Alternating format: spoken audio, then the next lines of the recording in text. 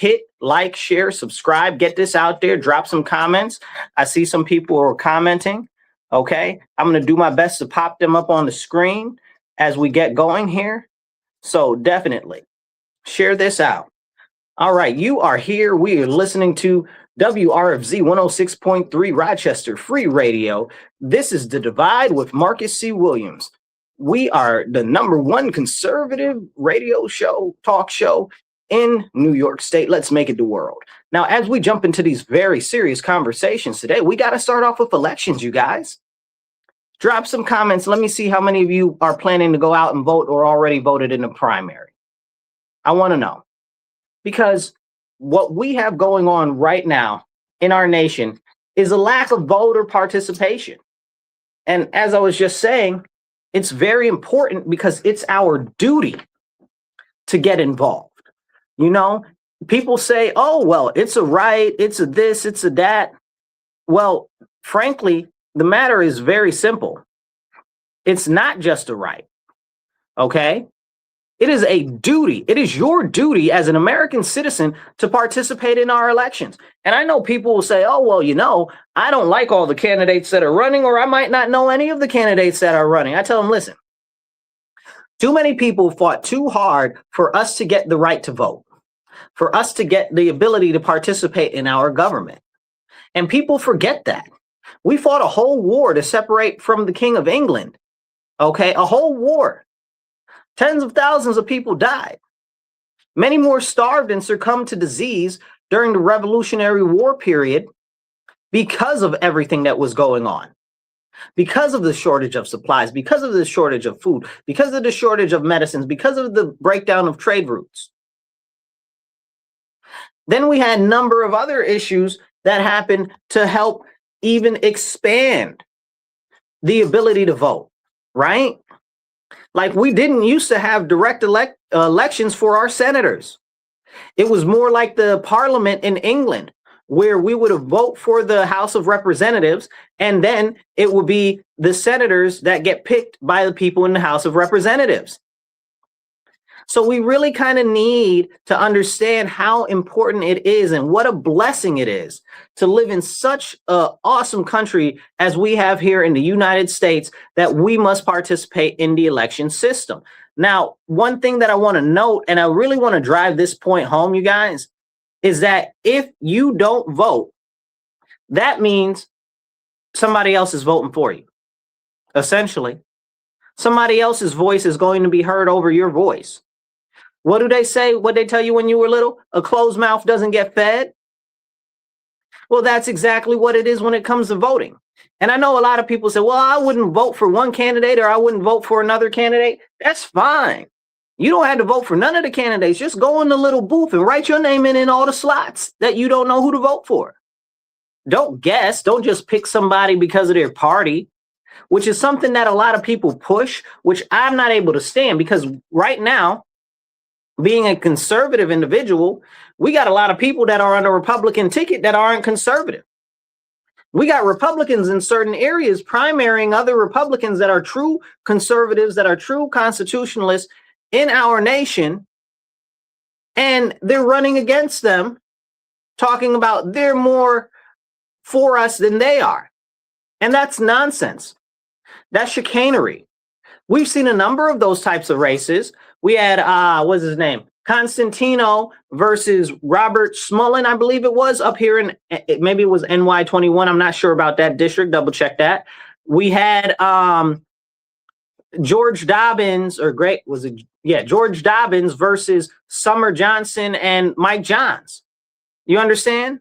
Like, we got a lot of people that were running against other people that were better, truer, actual conservatives. You know, I mean, like Greg Dobbins, you know what I'm saying? He's out there at No Kings rallies talking about how awesome it is, how Trump's scum and all of this other nonsense. Brother, please. Okay, you out here with these pink pussy hat wearing people, okay? It's crazy. It's crazy. Which, don't even get me started on the Women's March, which is now the Everybody March and all the alphabetism march. That's crazy too. Right? You know, But this is what we're watching happen in our nation, right? Everything is a little bump, a little bump, a little bump until it's all the way off the cliff. Hit that like button, hit the share button. It don't cost you nothing. And make sure that you hit follow and subscribe real quick. It only takes you 2 seconds, okay? Got to get this message out there. So as we talk about the importance of elections and who's in office, we also have to talk about understanding who's running. Did we just talk about how it's your duty to vote? It's also your duty to know who's running for office. And people will say, oh, well, they should do a better job at informing me about them running or whatever. Well, I don't know why they weren't able to reach you as an individual if you're actually engaged in the political process. You understand? All of the different counties list who's running. Like, that's the lowest level that you can find it at. I don't know if they have social media or if they have ads running or if they couldn't afford ads, or maybe it's a school board person and they're just walking around with flyers. Maybe they couldn't reach everybody. But the counties list who's running, and then you just go look them up on the internet. That's a start. But that's lost on a lot of people. They feel that it's somebody else's responsibility to tell them who to vote for or who's running and what their values are. No, don't get it twisted. It's your job to make sure that you track down these candidates and find that out for yourself. Go talk to them. Go talk, drink water, stay hydrated, y'all. Go talk to them. Find out what's on their mind. Find out what their policies are. One of the biggest issues that we have right now is people don't actually care about policies. People don't care about policies. All of these elections, largely what we see are elections that are popularity contests. So we've got people out here running for office. People don't really know who they are. They're like, oh, well, you know, they're the Democrat candidate. Let me vote for this person. No, don't do that. What's wrong with you? You know, and this is what we're watching happen.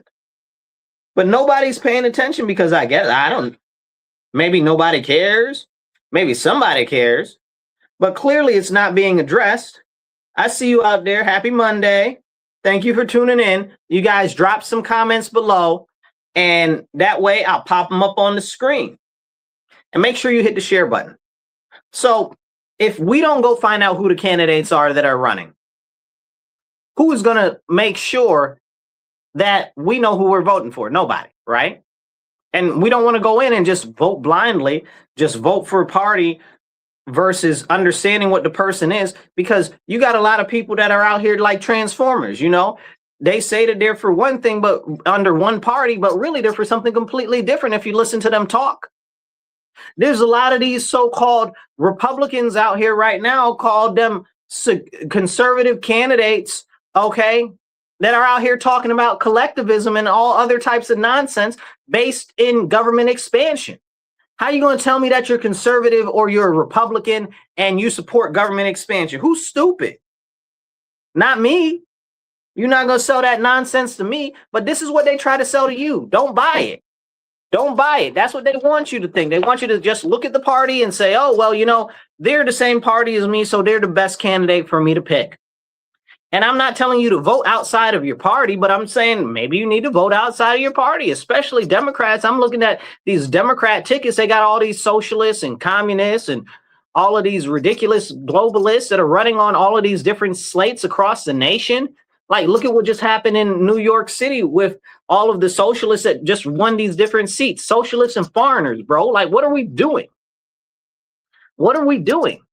Like, this is the deterioration of our nation. They want to recraft our nation in the image in which that they want to see. We have to understand that. All of these isms are about globalism. All of them. Every single one. You got the people that are over here that are talking about they're Marxists. What's the biggest tenets of Marxist, Trotskyism, and the rest of it, right? Like, we got to globalize the struggle, globalize the intifada, globalize the communist revolution in order for it to be successful. That's the same thing Hitler did. What did Hitler do? Hitler started a world war. I mean, you can argue over who started the war or not, but that's what he did. And how did it work out for him? Good, until the war stopped. Because that's what these people try to push towards you. Oh, well, we need to go over and we need to co-opt other people. We need to do this. We need to do that. And all it is a push for more power, for more government expansion, because they know that most revolutions that start are by the people in the educated class, not by the poor. That's what they try to sell you. That's always been the lie. You look at most of the revolutions, the communist revolution, the French Revolution, all of the other revolutions, it was largely done by people who were in the educated class. Why? Because they couldn't get jobs, because they couldn't get positions, because they were frustrated and they were mad for themselves. They weren't mad for the poor people and the people that were hurting and struggling every day in day-to-day turmoil and toil. Look at the people that are out there now propagating all of this nonsense, socialism and communism, like Bernie Sanders. Bernie Sanders is rich. Bernie Sanders is rich and has never produced anything at all. How is he rich? Explain it. Selling that you should let the government have more power. That's what's being sold. Is that what we're doing as a nation? Is that what we're allowing? You look at Mondani, another extremely rich, super rich, was rich before he got into office, talking about, yeah, I know I'm going to tell people that they should give more power to me and more power to the government so that we can have more power over all of them. And people bought it. And now they're having buyer's remorse with him. But these other individuals that love him so much are about the ideology, not about the practicality. It's because they feel good deep down within. And that is a very, very serious issue. We need to address what's going on in our nation, because right now what we see is too many people in their feelings, not enough logic. I mean, most people don't even really read. Has anybody ever seen that dropped in a chat or a thread somewhere? Too long, didn't read, TLDR, right? Too long, didn't read. And then we got people out here that are running for office talking about too long, didn't read. Too long, didn't read. Did you ever read a bill? Like, have you ever read a piece of legislation? A lot of times, them things are very long. Worse than very long. A lot of them are very analytically dense and, well, I want to say litigious, but there's got to be a better word there. But written in like legalese. What do you mean too long, didn't read, and you want to be an elected official? This is the problem. You know, they say that it's the popcorn generation, and now the and everybody wants everything now. They can't wait more than 5 minutes to get it, or whatever the case is. But it's really like, it's not even the popcorn generation. It's like the what is it? A seagull? You know, shiny, shiny, shiny, shiny. Look over here. Look over there. Or you know, you see the joke about when somebody's drifting in a conversation, you just shake the keys like they're a little kid. Jingle, jingle, jingle, jingle. Like, this is what we're getting right now, because people don't listen to what's going on. People aren't concerned about what's going on. And we, as the populace, have a duty to our nation to stand. Please hit the like button and the share button. It don't cost you nothing. Drop some comments. I see a lot of people watching. Drop a couple comments, hit the like button, hit the share button, definitely hit subscribe, and put an American flag in the comments, or just say hi. Every little bit helps, and it helps us get the message out there, because more people need to hear what's going on and important conversations like this. We have all of this benefit in our nation. It's fantastic. I love my country.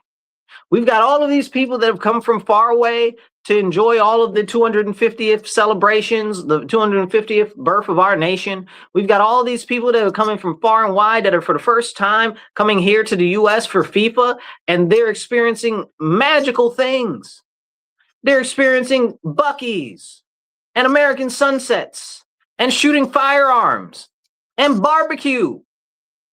And they're like, America is awesome. It is. America is awesome. And it can be more awesome if we make sure that we preserve it. But it's not going to happen without participation. Who's got to participate? You, me, and everybody else. Because if you look at one thing for sure, you will see every single time the people that are really getting out to vote are the people that are of the most ridiculous ideology to push it on everybody else, for their ideology to be accepted, for their ideology to be normalized. Oh, well, let's normalize Islamification. You sound crazy. Oh, well, let's normalize alphabetism, and that we should now normalize transgenderism, where boys could be girls and girls can be boys. No, you can't. No, you can't. And that's not normal. If you have to normalize it, it's not normal. But once they open up that can of worms and they start pushing it into our national culture, it becomes a very serious issue, and it's hard to get out. Right now, where I live, last year in the charter of our city, they passed a bill that says that men can be in the bathroom with women and little girls. Okay, men can be in the bathroom with women and little girls. They passed that 9-0. 9-0 on city council where I live. That means that we don't have one person on city council that cares about the best interest of our people, our culture, or our society as a city and as a cohesive nation. Make it make sense. We had a Jewish guy on there. We had multiple people claiming to be Christian. We even had one guy on there that was a pastor, allegedly. All of them voted for it. None of them standing for us. None of them. Okay? And the way that the law was written is real janky, too. Like somebody really went out their way to make some perverse nonsense. It says that anybody can use any bathroom, changing room, any, what did it say? Any shower facilities. Shower facilities. Who has ever used the word shower facilities in their life? I've never used that word. Never used that combination of words. Nobody talks like that. So they went out of their way. And then who does it say can use it, right? Because they'll try to say, oh, well, you're homophobic. Well, no, I'm not. I read the actual law. It sounds crazy. It says based on their gender ideology or their gender expression, not and, people, not and, right? So that means that you could be a whole man, 325 pounds, 6'3", okay, full beard, no makeup, no dress, no nothing, okay, look like you about to go try out for the WWE, okay, and you can just go in a woman's restroom or a park restroom with little girls and children like it's okay. Like it's okay. 9-0 that passed. Make it make sense to me. Who has the best interests of our citizens at heart? This is why we need to make sure that not only do we participate in the election cycle, but after people get elected, that we hold them accountable. Because nobody else is going to do it but us. It's up to us to stand up. It's up to us to speak up. Nobody's going to speak up for your voice, not the way that you would truly want. This is why I push so hard to get more people active and more people engaged. Because if not now, then when? If not you, then who? And the answer is no one, because nobody's coming down out the sky. Nobody's coming on out up the ground. Okay? Nobody's going to materialize in from another dimension to stand up and push forward for what we need as a nation, except us as the American people, as a comprehensive unit, to stand and say no more of this insanity. No more of this child genital mutilation. No more of this importing foreigners with foreign religions from other countries that want to destabilize our nation. No more of allowing these people to commit massive multi-billion-dollar worth of fraud and not address them, while the elected officials that are in office in these state level offices, governors, people in the state legislature, all of these people, city officials, know about all of this. They know. They know. You think that these people are stupid? That's why the second that you start talking about, oh, somebody's stealing some money, or oh, there's fraud, they're like, don't say that. That's not true. What proof do you have? Well, there's a whole bunch of missing money. Where'd the money go? It just went and flew away. Like, did the money grow wings? Maybe it grew legs, like your mom used to say. Did it grow legs and walk away? Like, what is going on here? But this is what they expect us to believe as citizens. Don't look over here, look over there. It's nothing but distraction, and they count on you being permissive. They count on you being dejected. They count on you being complacent. They just count on you not to do anything, not to stand up. They count on you not to go out and vote. They count on you not to ask questions. Because once you start asking questions about things, they get mad real quick, fast, and in a hurry.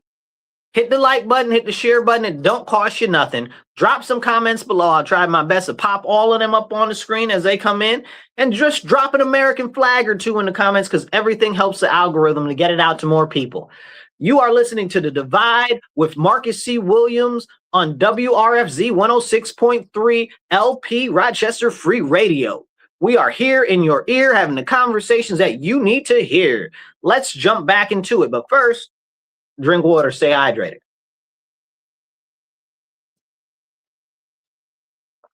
Now, as we see what's going on in our nation, we have to ask ourselves, if we don't like what's going on in our nation, when do we stand up?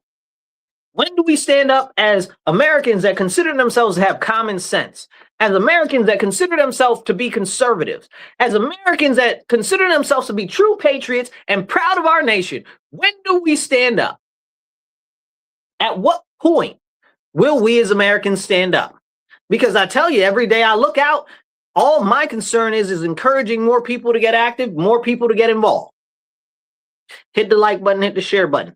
And as we talk about getting more people involved, my question to you is, when's the last time you actually engaged with one of your elected officials? Can you even remember? Do you know who your city council or town council person is? Have you had a talk with them recently in the last 6 months? Do you know who your state senator or state assembly person is? Because state legislature, depending on where you are. State house, sometimes they call them. So have you talked to them? Do you even know who they are? Do you know what these people do? Right? Like, because each level of government does something a little bit different. And we have to understand that, because what I see very often is a lot of people, they'll go and they'll complain to one person in one level of government about something, and it's not an issue. I'll give you a great example. I was at a meeting the other day and I saw these people complaining about the streets as far as the directions of the streets and the way that the orientation of the streets is. Now, this was in relation to city level streets, not county level streets. And they're out here complaining to a state senator. The state senator can't do anything about that. That's outside of their jurisdiction. That's not what the state senator does. And this is what the problem is. The lack of civic education, and the people out there that are putting out this civic education that are misinforming the people most importantly, in the wrong direction. It's all intentional. You want to know why there's no civics in school? Because they don't want you to know how the government operates. So that way they can sell you continuously government expansion, because government expansion to them is the solution. Government expansion to them is the solution, because it makes sure that they continue to get a steady paycheck while they do a whole bunch of nothing. Anybody that's ever dealt with the government will tell you right now that they do a whole bunch of nothing. You know, I look at Tim Burchett. He's a senator. He's not a senator. He's a House of Representatives member. He's a congressman, you know, and he's like, you know, we're supposed to be legislating, and they'd rather name what do you call those things? They'd rather name postal centers, like, and they're not passing legislation. Like, what are we doing? Like, this is what our government does. Our elected officials do. Why are they not serving the people? Why are they not doing the people's business? Like, when can we talk about that? Like, is that something we can even have a conversation about? People get into concept of saying, oh, well, this president is bad, that president is bad, Obama's bad, Clinton's bad, Bush is bad, Trump is bad, because they love Trump. Trump is a good bad guy, right? Trump is a really good bad guy. So they like to blame him for everything. I swear to goodness, if a little kid had a balloon and the balloon flew away in the wind, they'd find a way to blame Trump. Makes no sense to me. Well, it actually makes complete sense to me, because what it is it serves as a great distraction for people away from the actual local issues. Most everybody's problems are local or state level. Local or state level. Most people can't tell you what their issues are that they have with Congress or with the president. Oh, I don't like the way he talks. He's a this, he's a that, he could be many things. What does that have to do with what he's doing? Do you know what he does? Essentially, the biggest part of what the president does is he runs the different departments. Okay, he's the head of all of these different departments that the government has. You know, the EPA, the Department of Transit, the Department of Interior. What do they call that other one now? They changed the name a few years ago. What is it? I forget. Anyway, but they've got a whole bunch of different departments, you know. And those are all your different secretaries that you see on the TV and stuff, like the Secretary of Treasury and stuff like that, Besant and so forth. Okay. Doug Burgum, who's Secretary of, is it Interior? I believe he's the Secretary of Interior presently. Lee Zeldin is the Secretary of EPA. You've got, what's his name? The Kennedy guy. I forget his first name right now. It's escaping me. He's the head of HHS. You've got a number of different people, and the president really kind of writes the mandate for those different departments. Outside of that, he can't do a lick of spit, really. It's got to be Congress. That's why the president has put all of these different executive orders forward. And the executive orders are great for now, but it's no way to really be ruling, because the executive orders have to be finalized and put into law by being codified by Congress. By Congress. Okay, that's whoever your person is in the House of Representatives. That's whoever your state senator is. Unfortunately, my state senators are super trash. I got Chuck Schumer and Kirsten Gillibrand, y'all. It's bad in New York, you guys. It's big bad.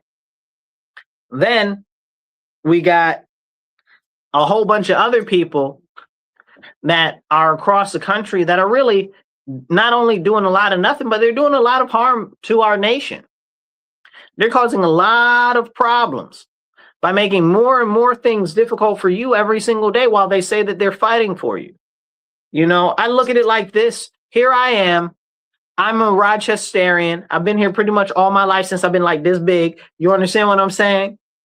And my city has been ruled by the same party, one party rule for 55 years. You know what I'm saying? 55 years. And what's happened in my community, in my neighborhood, after all of these promises from the Democrat Party, which runs everything? Things have gone backwards. The school system is the worst school system in the nation. You know, and you know, people make jokes about that. No, our school system is actually statistically the worst school system in the nation. Well, technically, the second worst school district in the nation. But we got more people than them, so, and they fudged the numbers real bad here. So definitely the worst school district in the nation. But we get the most money for the school district. It's per pupil. Make it make sense. And the actual physical most money in the nation. I believe we're second highest funded school district in the nation this year. It's ridiculous. It's ridiculous. So what's happening with the housing? Well, housing is out of order. It's all types of crazy. Costs are crazy up in the sky. And how did that happen? Well, because a lot of these people that are in our levels of government here, right on the local level, city council, county ledge, these people, okay, I've been pushing this agenda to make it so that more people from out of town come in here, thereby raising up the prices. Because to them, oh, it's a great deal and a great bargain if they move here and they buy property here. But to anybody that's living here, the prices that they're buying it at is unaffordable for a citizen that's living here, that's grown up here, that's a family that's been here generations. So what are we doing? Who are these elected officials really serving? And this is why accountability is very important when it comes to that. hit the like button, hit the share button. It doesn't cost you anything. I encourage you to drop a comment, even if it's just an American flag or a hi in the comments, because it all helps the algorithm get it out to more people. Drink water, stay hydrated.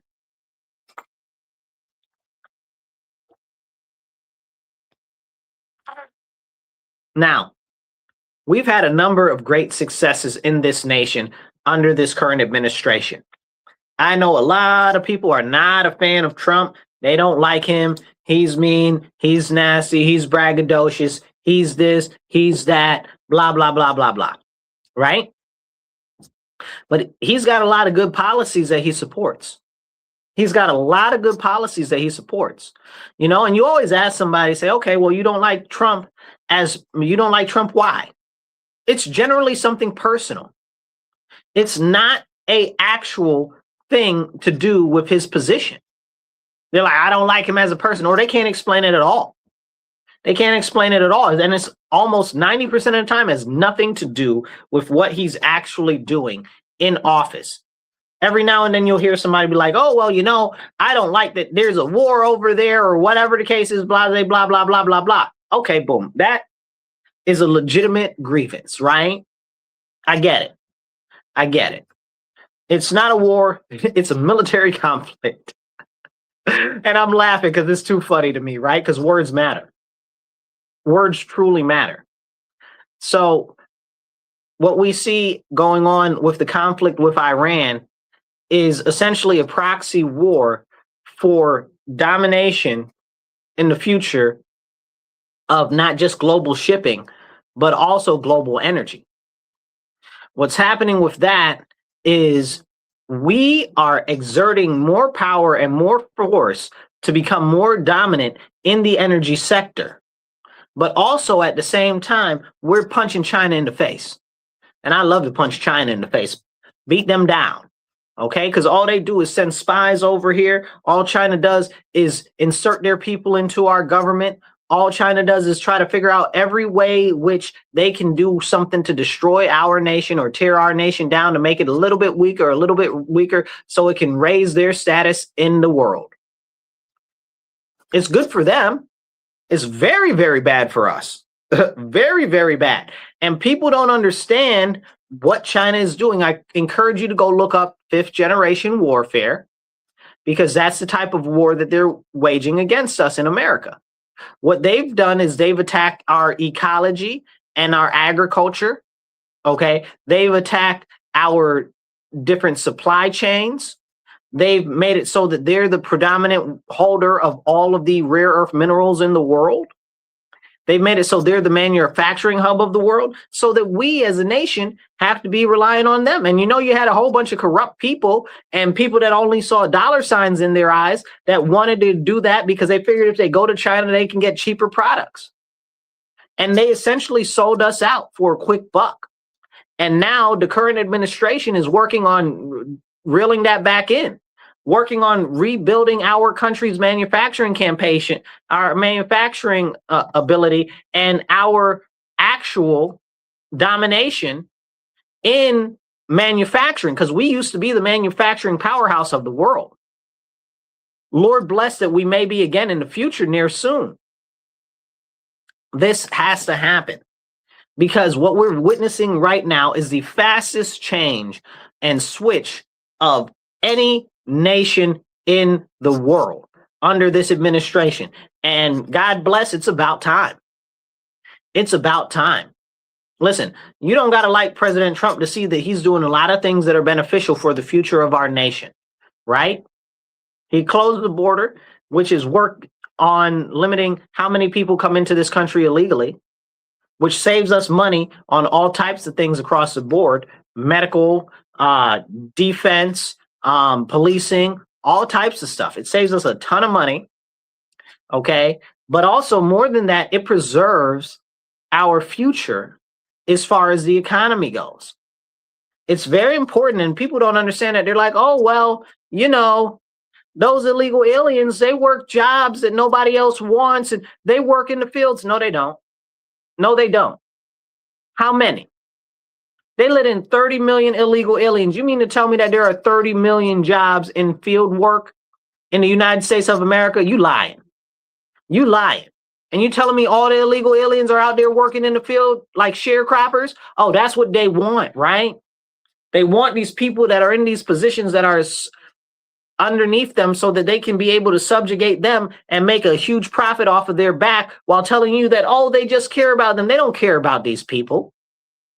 It's an orchestrated campaign of deception against the American people so that they can create a new permanent underclass, but also a permanent underclass that competes with middle class and those in poverty in our nation for resources. Because if the resources are thin and the government controls the resources, then they can be more stringent in what they tell you to do.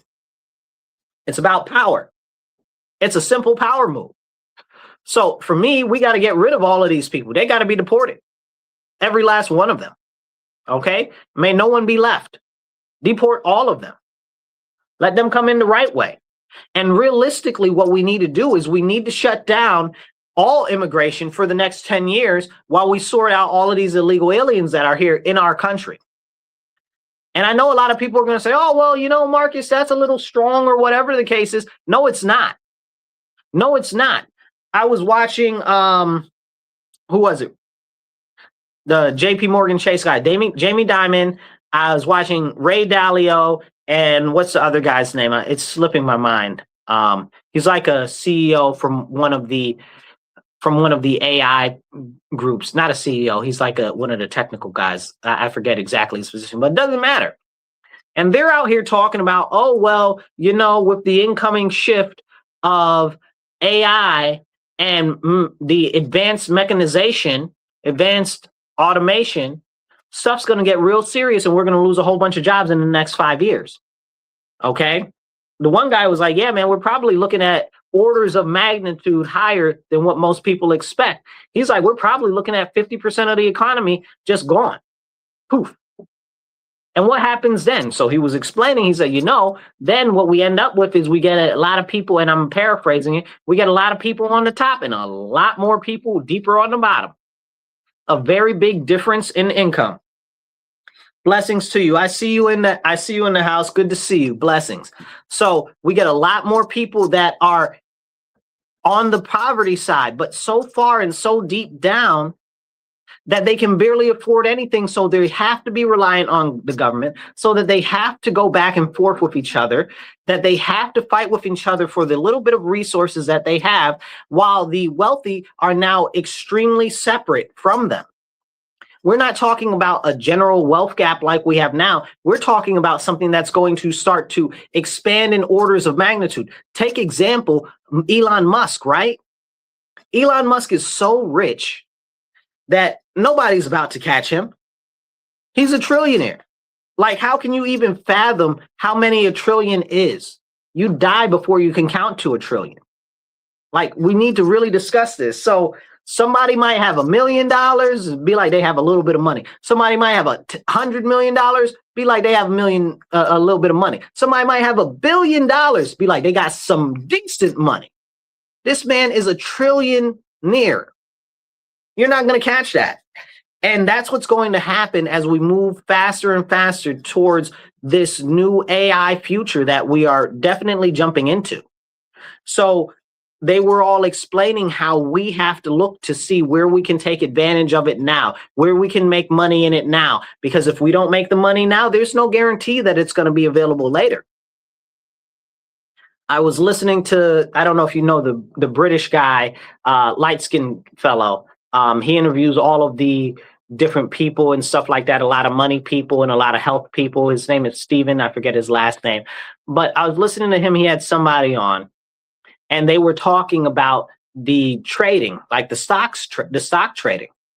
And they were talking about how, I think they were a hedge fund manager. They were talking about how the market is about to collapse. But they don't know for sure that the market is going to collapse. It might collapse tomorrow. It might collapse in 10 years, but it's going to collapse. Now, I believe that's very fair. That's very reserved. Now, as we have that conversation, we have to say, okay, well, what happens if the market does collapse? Where are we going and what are we looking at? Well, we're looking at a massive shift in not just economics, but also where the money sits, right? We look at take Black Monday, take the 2008 financial crisis. You take any of these other issues that we have had, and who hurts the most? Largely, it's the people at the bottom. Even a lot of uninvested people end up suffering because it has to do and it relates back to monetary policy. So what the gentleman was saying, he was saying, make hay now while the sun is shining.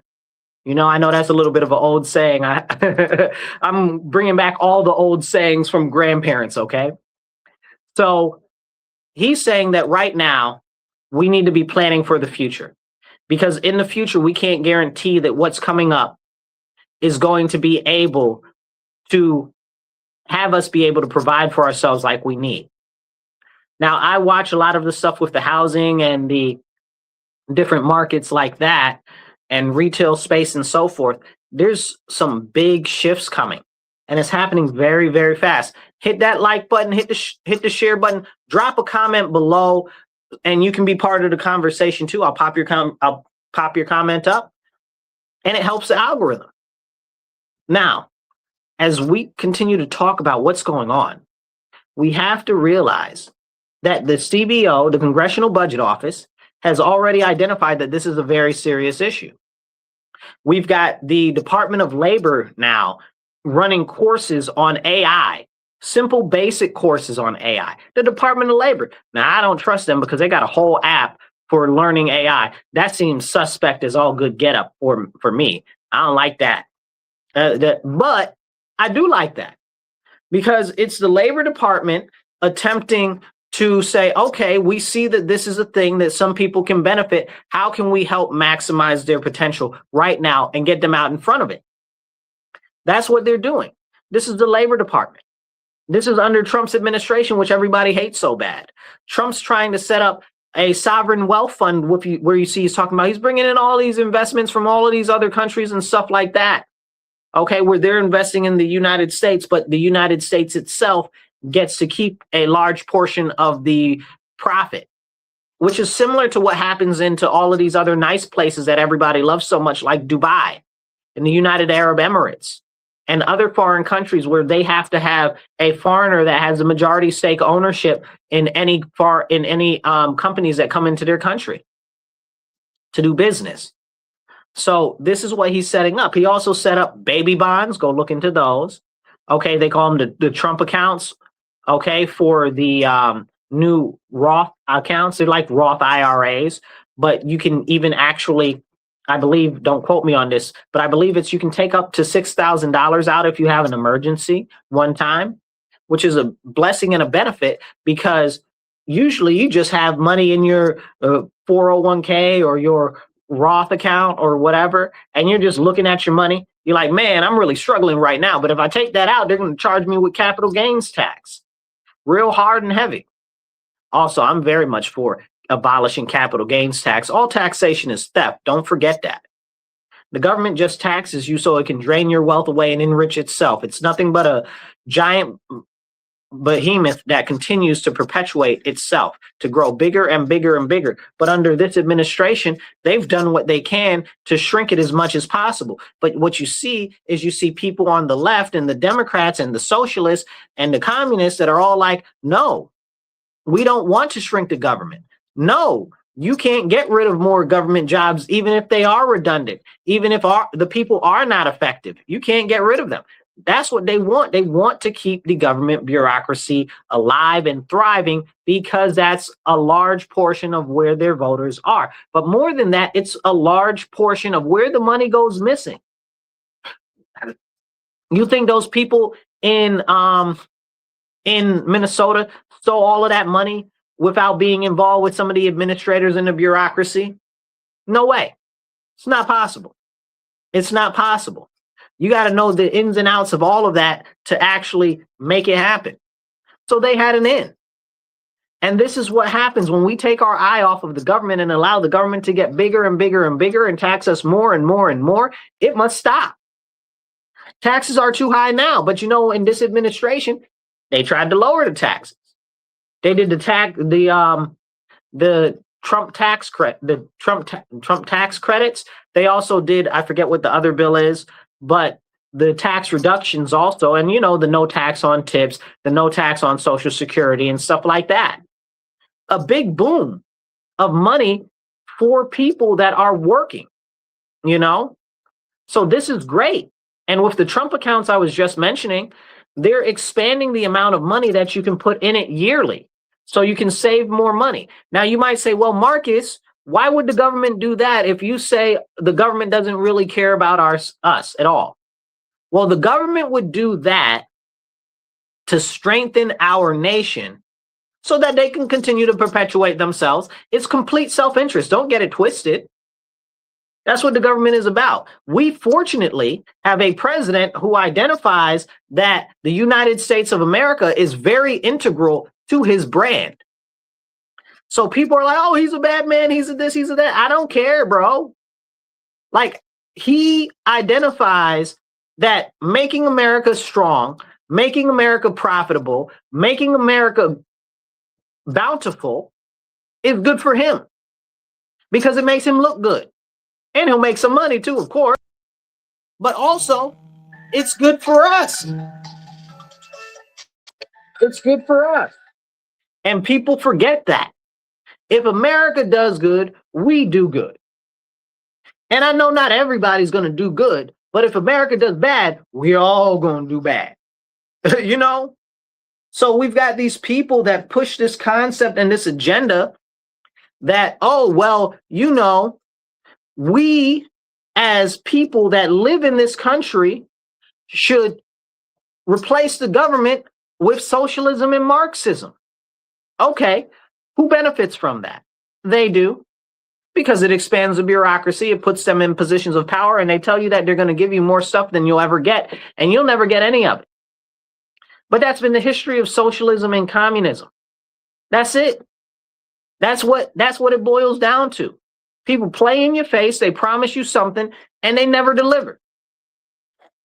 The only group of socialists that have ever delivered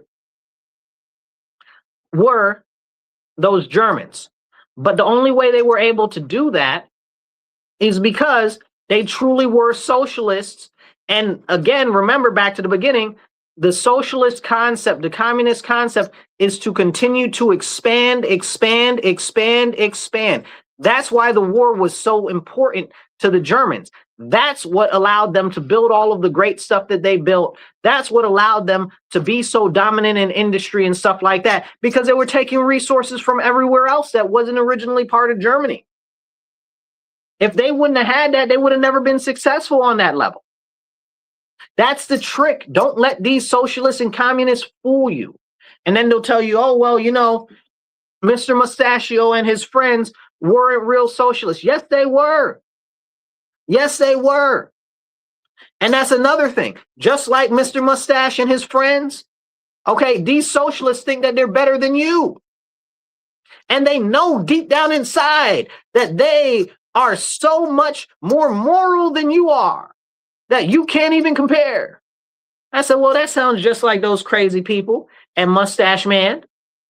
It's the same thing, just repackaged differently. And this is what people don't seem to see. Why don't they see it? Because they don't want to see it. Because they will deny. What is it? Deflect, deny, and then flip it on the other person. That's what they do. There's a phrase for it. I forget what it's called. If you remember what that phrase is, drop it in the comments. It's like deny, reframe, and then flip it on the other person. I forget what it's called. If you look it up, drop it in the comments. I'll pop it up. So as we have this conversation, we have to see what's happening with these people pushing socialism and Marxism and all of this and promising you government-run grocery stores, because that worked out so great. Where? Did it work out in Russia? No. It didn't work out in Russia. Did it work out in Vietnam? No. Did it work out in North Korea? No. This stuff doesn't work out anywhere, because centralized planning for millions or billions of people does not work. It just simply does not scale. The only place where socialism or communism can work is in a collective of less than 10 people. Really, I'd say less than 7. Okay, maybe 7 or less. But once you start to get above 7, you can't hold on to something that's communist. You can't hold on to something that's socialist. Why? Because everybody wants for their own self. Everybody wants for their own self. Okay? If somebody's getting 1 bowl of gruel, somebody else, I guarantee you, wants 2 bowls of gruel. As nasty as it is. Okay? But this is what we miss. This is what we miss when they sell you on the dream of socialism and Marxism. It just sounds so fantastic. It sounds good because we're like, yeah, the government isn't doing what we want, so we should expand the government. Excuse me, what? Make that make sense to me. The government isn't doing what we want, so we should expand the government that isn't doing what we want. That doesn't make any sense. This is why the founding fathers were very strong on small government.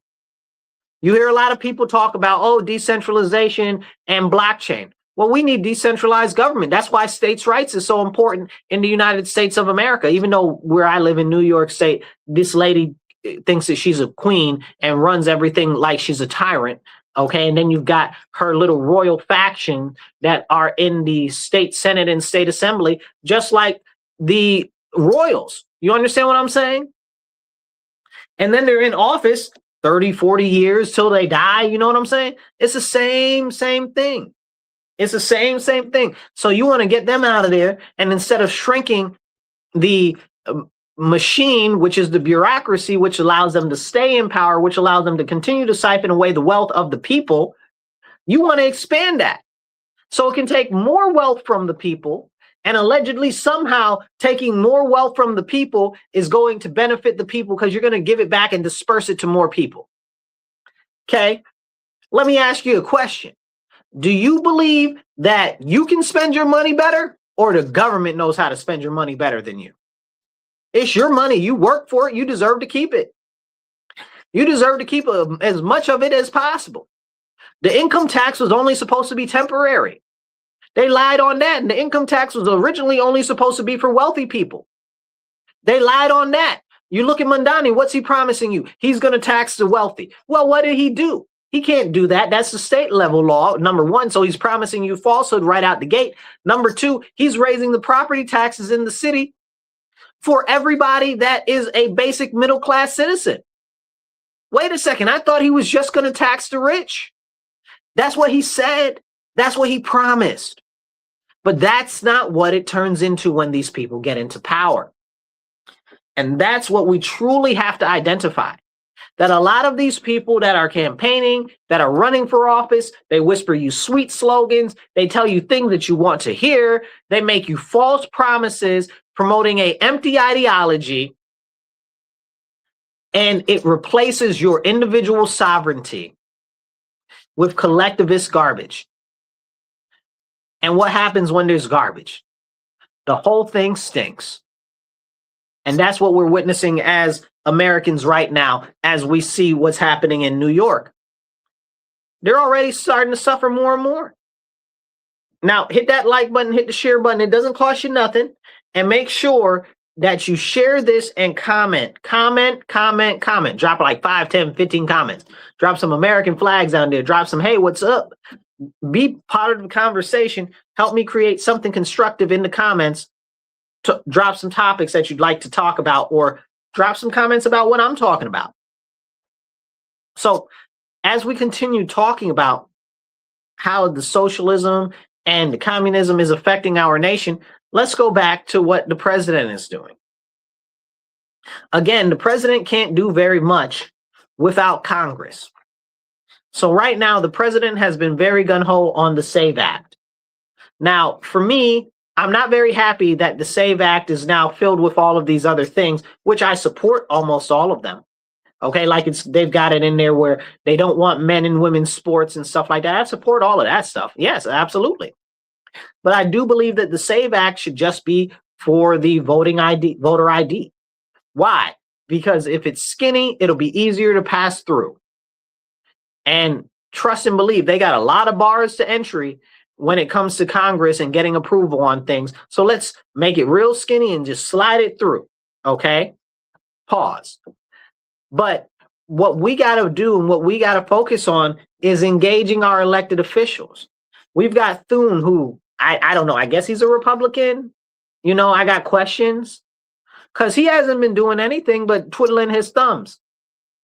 Explain to me, where is the SAVE Act version for the Senate that he has been championing, that he has gained enough people to vote for to get it done? Nowhere to be found. Nowhere to be found. What is he doing? Are they presenting a skinny one? No.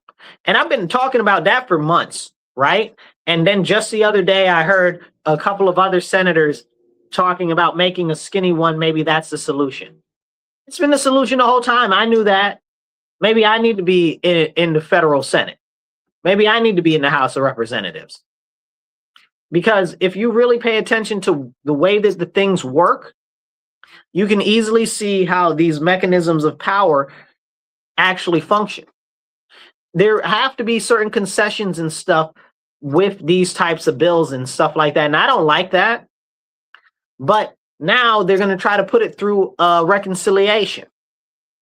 So what reconciliation is it has to do with the budget, right? So if it's not to do with money, they're not able to do it.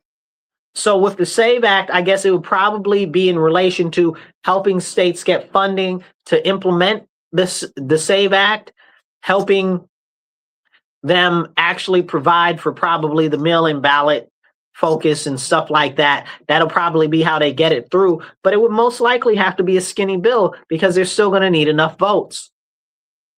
But it's doable. It's not unobtainable. It's just like they used to tell you, if they wanted to, they would. They don't want to. So Thune is up there doing what? A bunch of nothing. I don't care about nothing else until they pass the SAVE Act. These primaries are almost over, which means that we can't do anything as far as implementing anything for election integrity by November if this stuff isn't done now, because there just will not be enough time. Okay? It just will not be enough time. And it has to get done now. It really needs to get done yesterday, last week even. But here we are now. So we need to, as citizens, do our duty, and we need to call our state senators, okay? Call our state congressmen and make sure that this thing gets passed. Call Mike Johnson. Call Senator Thune. Call these people, write these people, get your friends, start a mail campaign to send letters to these people, okay? Specifically Thune, okay? Make it happen. We need to make this happen. We don't have much time left. And I promise you, this is so serious that if we don't get this done and the Democrats retake the House of Representatives, we won't be able to get anything done for the next 2 years. All they're going to be is impeaching Trump and every single person that's in a department with Trump. All it's going to be is endless hearings to draw out the taxpayer money, okay, where they enrich themselves and the citizens benefit for nothing. And then do what? Try to impeach them and get rid of them? You know, it's crazy. They'll have a billion different criminal cases going on, you know, because that's what they're going to start to do. They're going to start to concoct different things and different pieces of, how would you say it? Assorted and selective pieces of legislation to manipulate it, to try to turn it against the people that are in these different various departments. And they're going to try to undo pretty much everything that Trump has done already. It's a serious issue. That's why it's important for us to actually involve. And if we do that now, then nobody's going to do it later. Now is the time. Now is the time where we can make a difference, where we can engage our elected officials. And I encourage you, again, find out who your federal senators are, who your congressman is, make sure you write them, and definitely send 20, 30 letters to Thune. Okay, send 50, 60 emails to Thune. Okay, You can find his email and his information online for his office. Okay, if you live in his district proper, go visit that man. Okay, definitely make sure that we engage with these people ASAP. We have to. We don't have much of any choice. We have to preserve our nation. We have to do it now. And if we don't, oh shoot, this is a blessing. Okay, hold on. You soon on the air. All right, so we have to get involved. We have to start making a difference. Right now, where I am in Rochester, we have a cemetery that's largely got a lot of veterans in there. About 5,000 veterans, 4,981 veterans that do not have flags for their graves for the upcoming holiday of 4th of July. For our 250th birthday, our veterans don't have flags. So right now I'm trying to do everything that I can to get almost 5,000 of the little pendant flags to try to get them out there in the next 2-3 days so that they're out there by July 3rd so that they can actually have flags as they should. But this shows you right now, our city's not doing that. Why does our city not have flags for our veterans on the 4th of July? More or less on the 250th anniversary of our nation. What is going on? If we don't actually start getting involved and working to make a difference on the local level, nothing will change. If we don't engage our local elected officials, nothing will change. This is why I tell you all the time, get involved, get involved, get involved, get involved. Okay, there are many different groups and stuff like that. You can go find your city or town council meetings. You can find the planning board meetings. You can find the school board meetings. Find something. Find something. We have to, because nobody is going to do anything for us to make a change in our areas or in our nation if it's not us. Don't sit around, don't ride the couch, okay, thinking that somebody else is going to come do something. Nobody's going to come do something. Okay, nobody. We have to do it right now. And I'm praying that these flags come through. I'm working with a couple of people to try to get these flags, these 5,000 flags by the 3rd of July so that the veterans can actually have them on their grave sites. But who actually cares in our area about that? Why isn't the city, why isn't the county doing anything about that? They don't want to, or they don't care, you know? And that's a problem. We have to get this type of stuff done locally, right? Like if you have an issue, you got potholes, you got to go engage your elected officials. I see all of these people where I live out here protesting about all of these crazy things. Right now, a big thing that they're protesting all the time is ICE, right? One way or another, they'll be out here protesting ICE. Well, you out here protesting ICE. We got the worst school district in the nation. I don't see you protesting the school district for the quality of the education of the children. Make it make sense. We got some of the most serious issues with crime in our city that we have ever had. And people will say, oh, well, you know, violent crime is down. No, it's not. Stop the lies. What's happened is gun shootings, I'm using air quotes if you're on the radio, gun shootings are allegedly down, but they don't even count most of those metrics. Do you know if somebody gets shot here, they go to the hospital, they don't press charges or anything like that, they don't file a report, that it does not go into the actual numbers? Did you know that? It's crazy. Do you know that if somebody goes and they steal your car, they break into your car, they steal your car, they don't even file a police report with that? You got to really, really go extra hard to try to get a police report for that? Why is it so serious? Do you know if somebody breaks in to your stuff that they don't come out and they don't fingerprint nothing? If it's a car break-in, why they don't fingerprint nothing? Why these people don't go to jail? Where are the protests for that? But you protest against getting rid of illegal aliens. See, it's a priority issues that we have in our nation right now that are going very much so in the wrong direction. And you might ask yourself, well, why are the priorities so askew? Why are they so separate from what the people are actually facing? Because a lot of these people talk a really good game and they can have convinced a number of people that what's going on right now isn't real. They've convinced them that it isn't real. They're convinced them that, oh, the schools aren't that bad. What do you mean? People are graduating in numbers and they cannot read or write basic English. And you can just forget basic math. Okay? Let them have to do some basic addition and subtraction. I'm not even talking multiplication. They're not even able to do that. In numbers, you guys. Like in large numbers, in large percentages, they are not able to do that, and they've got a high school diploma. They are stealing away the future of our children and the future of our economy. And for what? Because they refuse to address an issue that they're milking for more and more money. Because when the schools aren't doing well or whatever, people are more likely to say, oh, just throw more money at it to fix it. And then we're missing tens of millions of dollars every year from the school budget. They don't know where it's gone. There is no accountability for it. Nothing is being done. Oh, where is the money? Oh, somebody must have took the money. Oh, don't say somebody took the money. You can't say somebody took the money. Where's your proof that somebody took the money? Well, is the money there? Right? Like, where is the money?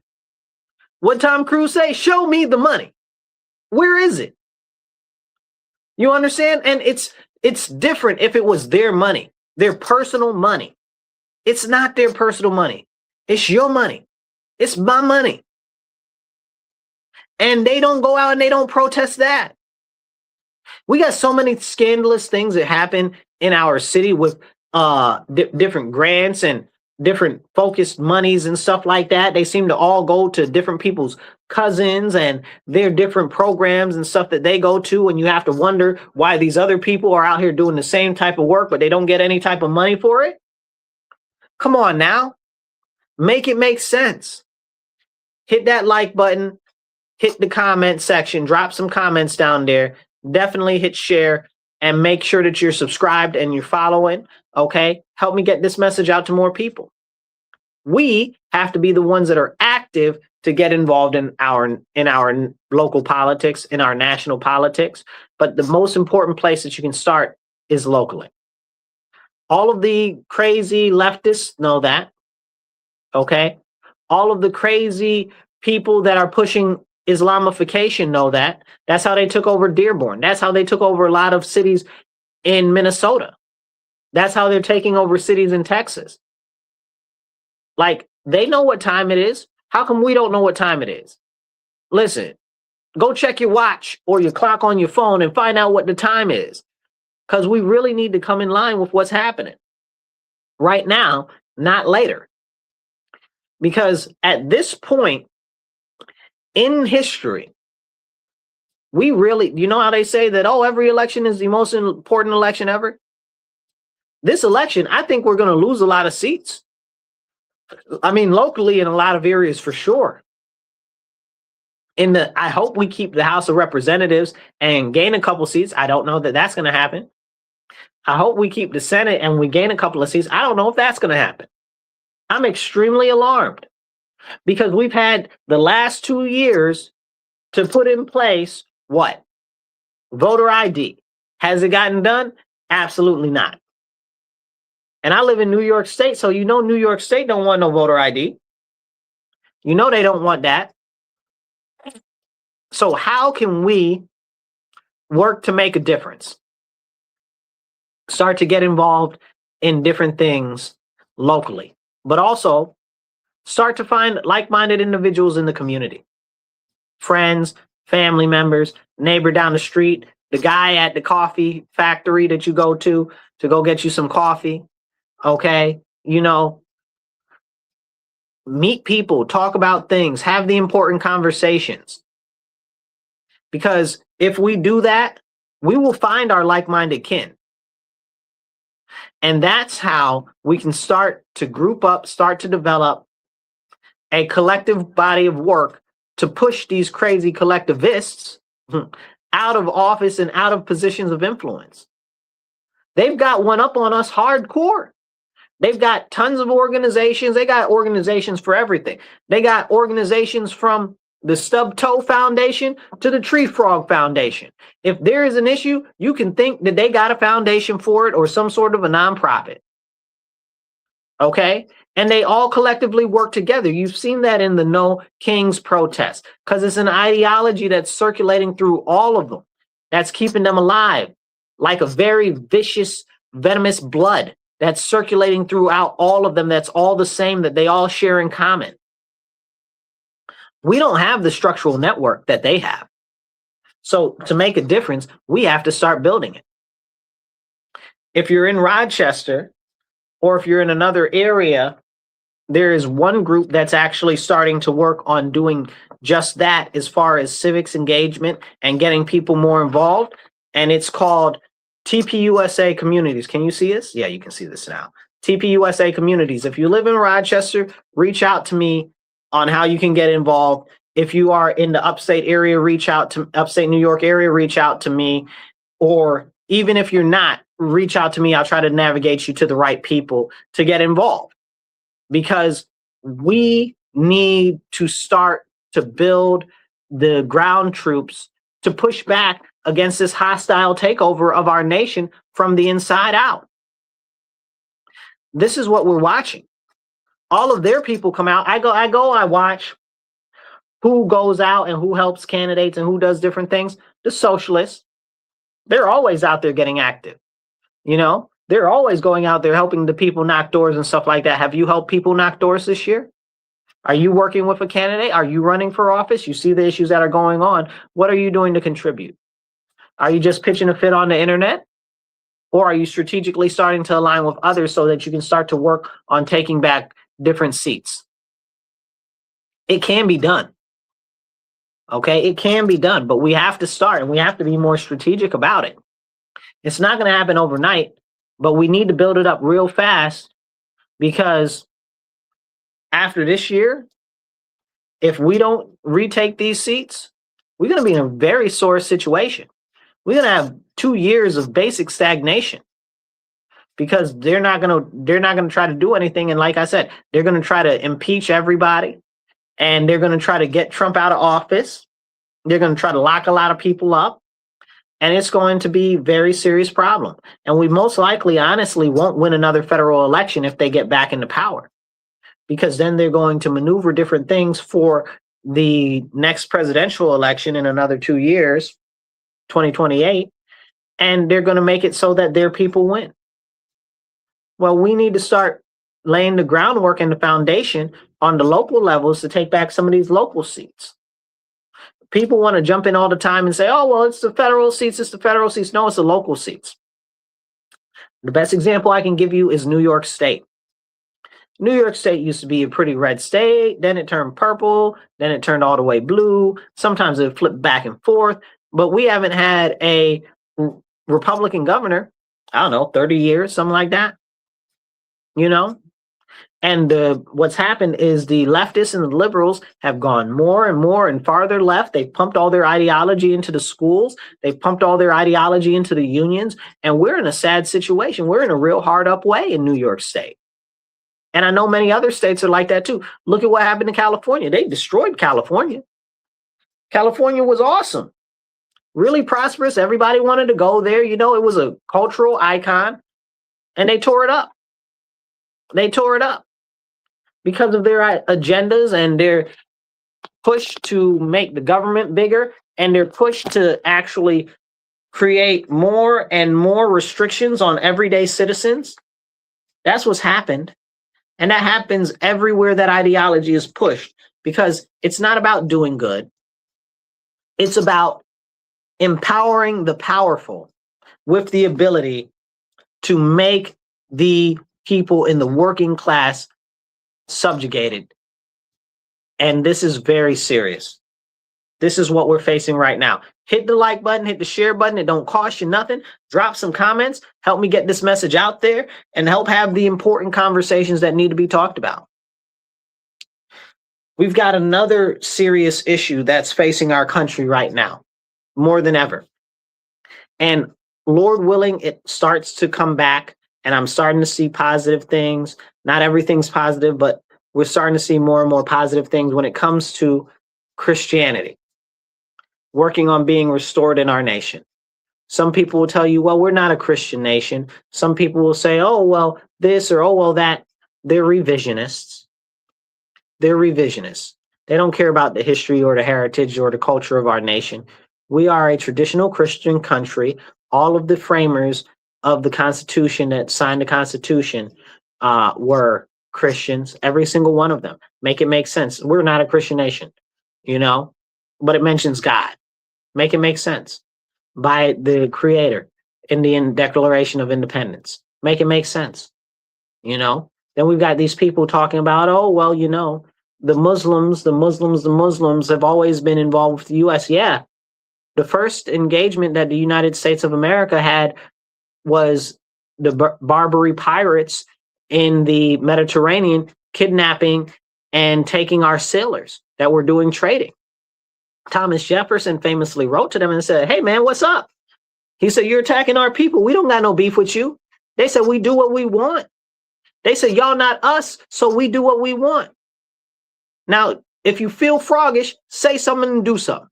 So the U.S. had to do something. So we went over there and we ran a raw riot and stomped their behinds out, and we took Tripoli. Okay, go look it up. I think we should have kept Libya, okay, myself personally, but that's a whole nother conversation. But we had to go break our foot off in the Islamists and Muslims behind over there in the Middle East when we just became a country. We had just become a country. Was our first engagement with them bad?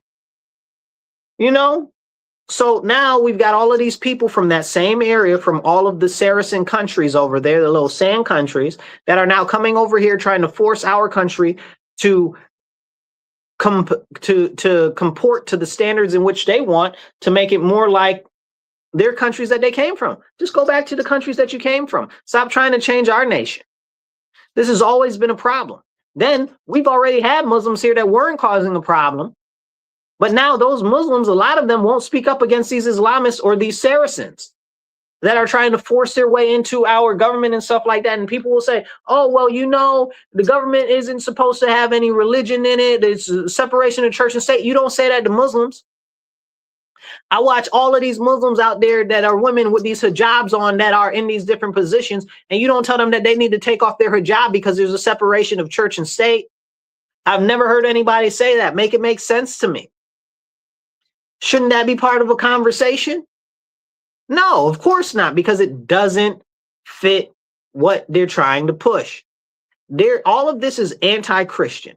The Marxism, the Islamism, the push for all of these other isms, all of it is against God. That's it. Point blank, period.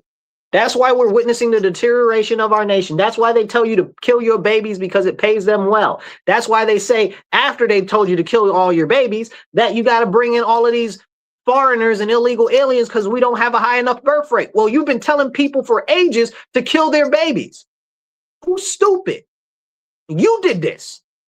This is a purposeful act of war against the American people, and it is time for us as American citizens to understand what is happening, what is being done to us, and we must stand. Make sure you hit the like button, hit the share button, drop some comments, help me get the conversation out there. And if you're not subscribed, hit the subscribe button and the notification bell. And make sure you're following if you're on Facebook or one of the other platforms. This is the type of important conversation that we have to have now, because we've got to start galvanizing people. We got to start getting like-minded people together that are true conservatives, that are true patriots, that really, truly care about our nation and see the direction that we're going and are ready to do the work, to get on the ground, to turn it around. Civic's participation is a must in our nation, and it must come from you. All right, you guys, be blessed and be well. And remember, stand up, speak up, and don't shut up. Take action. I'll catch you later.